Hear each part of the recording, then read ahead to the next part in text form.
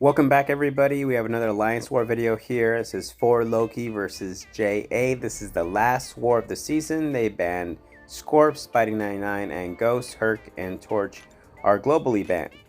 And we want to end the season strong. If we win, we are looking at a top 10 finish. And with the bug and what Kabam announced, we would basically get rank 3 overall rewards. Looking at the map real quick, I am on path 1 in section 1 and path 2 in section 2, and I'm looking at one mini and the boss today. Big war, obviously, to end the season. I have a deathless streak on the line, and ultimately just for the Alliance, if we can knock out JA, we can get those top 3 rewards, and that would be sweet. I am bringing in Professor X, White Magneto, and Omega Sentinel, and this is the time of the war where I just struggle to accept my team in fear that I am making a mistake. So I slowly look at this, even though I planned this war and I know who to bring. Armor burn is on, and I am going to be moving onto my path to burn some energy. Initially, I was going to move twice this war to just boost twice and kind of move with everybody, but last war of the season, we have an extended off season, so I'm just going to boost as much as I need to kind of speed things along. But looking at my defenders that I'll be facing, an R4 Void, R4 Wags on a shared mini in section 1, and then I'm looking at an APOC, which is an R5, and Red Magneto now, which is R4, and they just layered the path 1 with mutants, which is odd. Just Omega Sentinel food, and there's a Sauron who's rank 5 there actually, and a rank 5 Sassy on Mini Island, and a Spot who is rank 5. I've taken lots of Spot bosses before, so not too worried about that.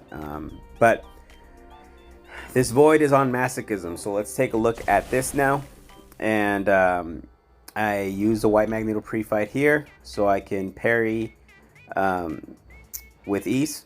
And the plan basically is to power start 1, get a couple parry heavies off to build my mind control charges.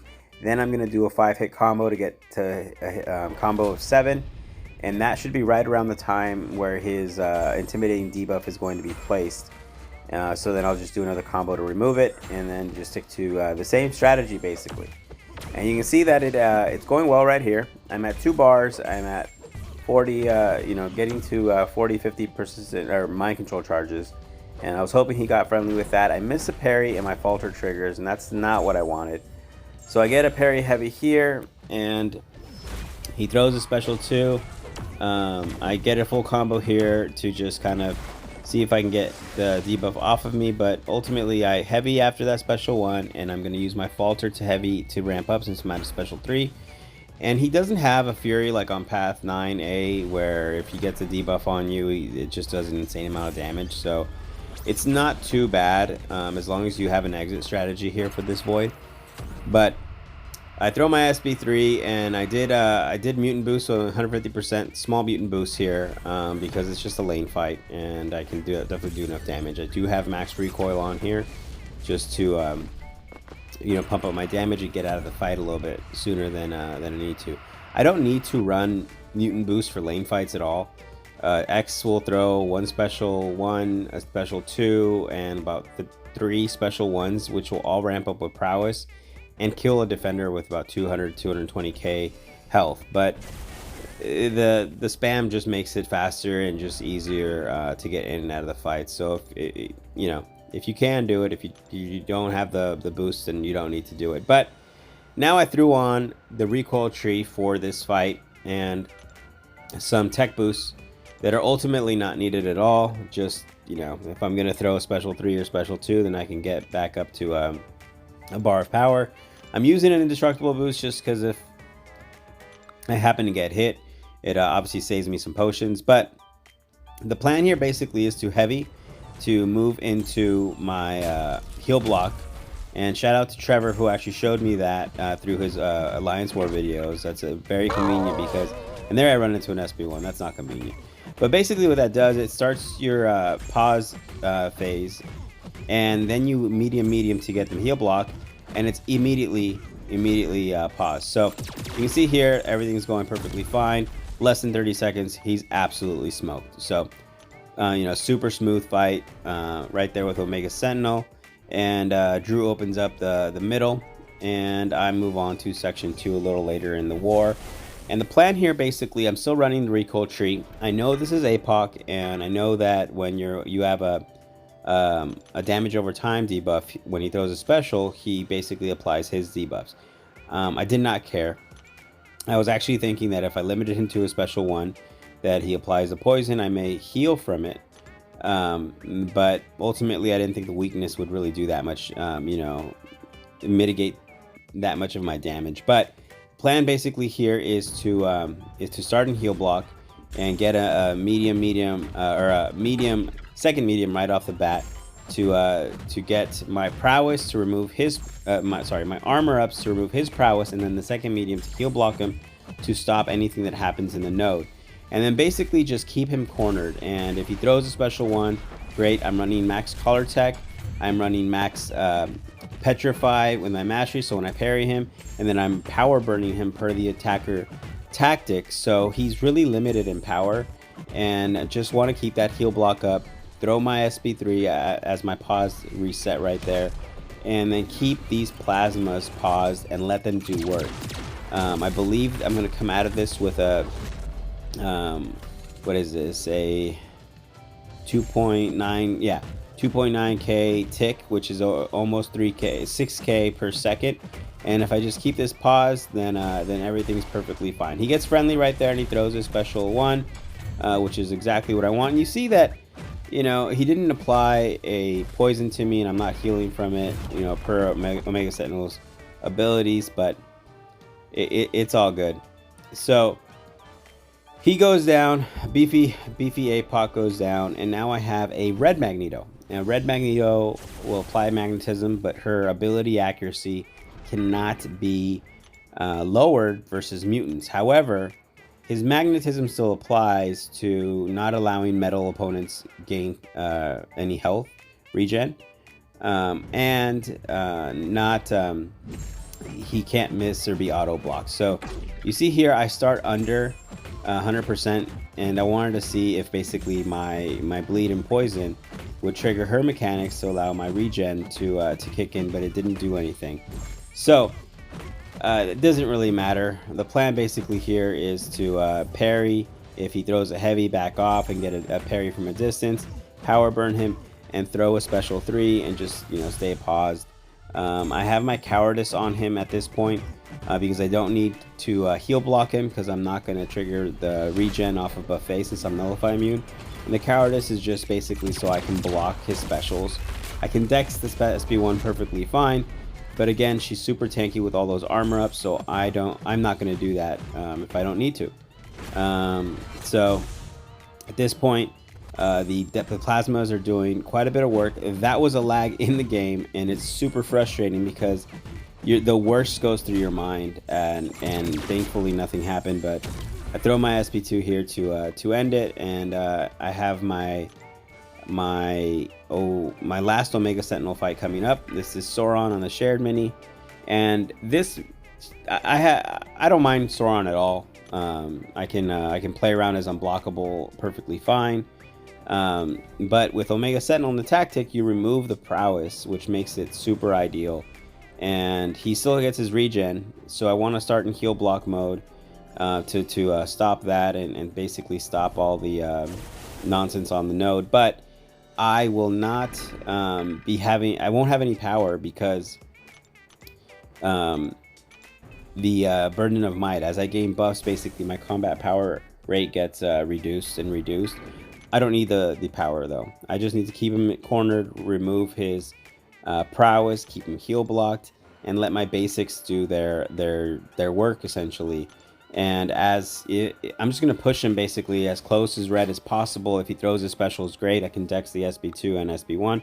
The SB1 I'm gonna partially dex because it's not gonna be unblockable, so there's no reason to worry about that. But Here we start with a medium to get the heal block, and then I'm gonna get my armor ups to remove his prowess, and that works perfectly fine right there.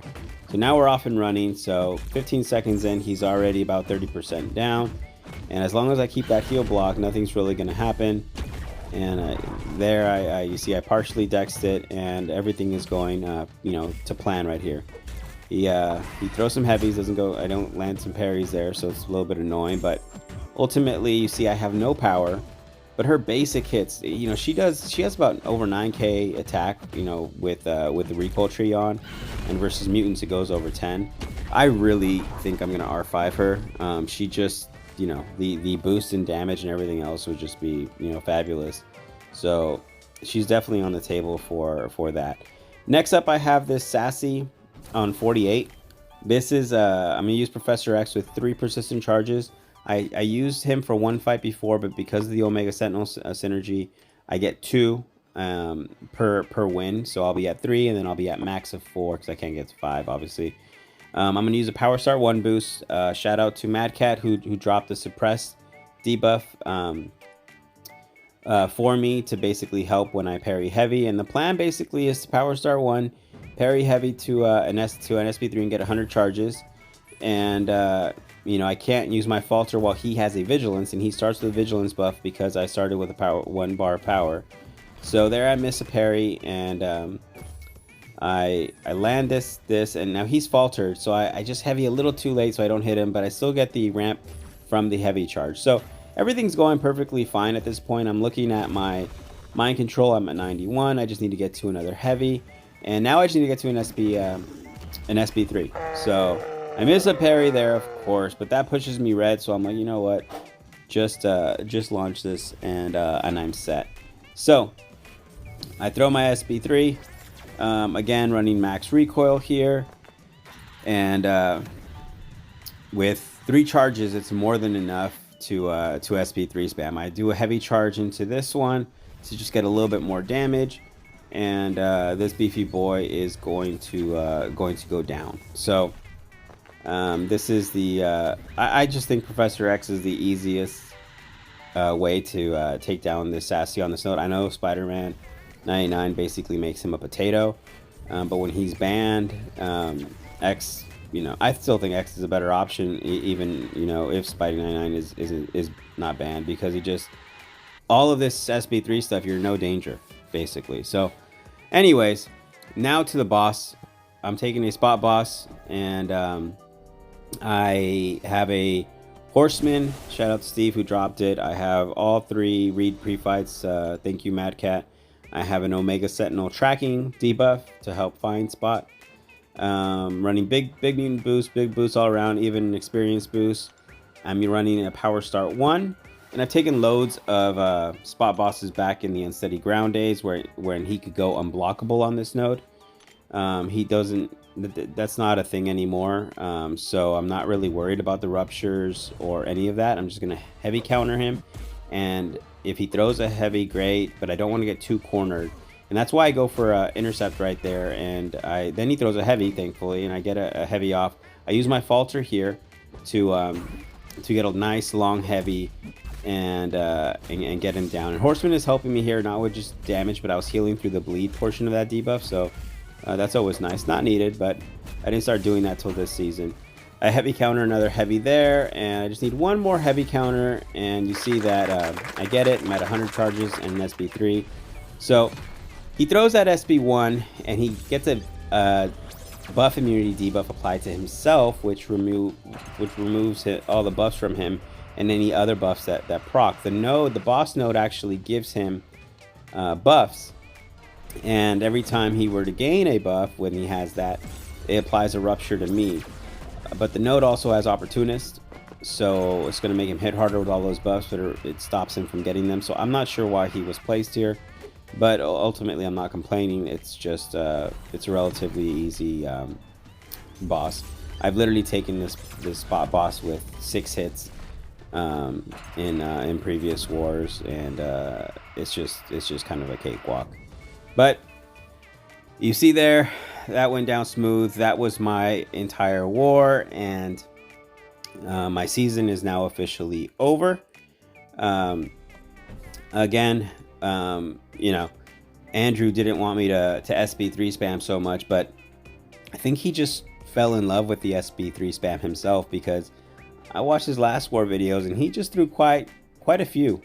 So maybe he told me to hang up my X so he could take over the SB3 spam. But his SB3 spam sell fight time for us. So I don't know what we're going to be doing with that next season. But ultimately, we did end up losing this war, unfortunately. Shout out to Karate Mike, Clown, and Andrew for the MVPs. GG's to JA. And it was, we started out kind of rough, and then they died a little bit, I think in Battle Group 1, to open the door for us, but we just made some untimely mistakes, and we lost the war. But it's okay. We ended up in Masters overall, so that's perfectly fine. Now, looking over at my stats for the season, I had 71 total fights, 0 deaths. I am at a streak of 99 with a 6-week off season coming up. So that's kind of just funny. I couldn't get one more fight. I think Andrew stole a thing fight from me. I had Valk 4, and then Steve took 2 from me. I mean, those are better fights for him anyways. But you see that Professor X did a bulk of the work this season, even though he wasn't a tactic attacker. 45 fights. Omega Sentinel was 18 fights.